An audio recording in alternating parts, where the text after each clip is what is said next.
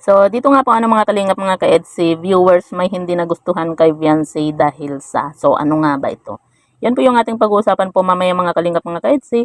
Pero bago po natin ipagpatuloy ang video ito sa mga bago pa lang po sa ating munting channel, huwag po natin kalimutang suportahan ang ama ng Kalingap, Kuya Val Santos Matubang at Kalingap Rab.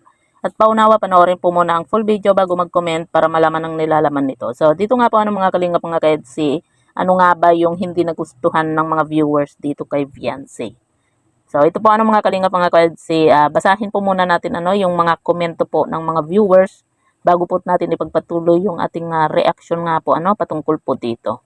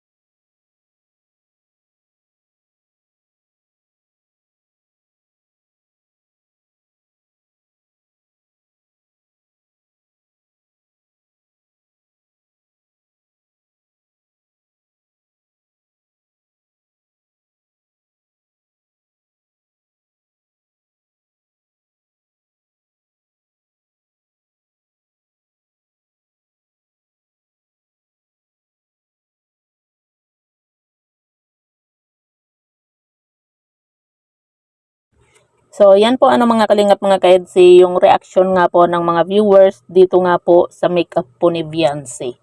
Marami po tayong mga nababasa nga po na hindi nga po nila nagustuhan yung makeup na yung ginawang makeup nga po para dito kay Beyonce kasi sabi pa po ng iba pinaitim daw po itong si Beyonce nga po.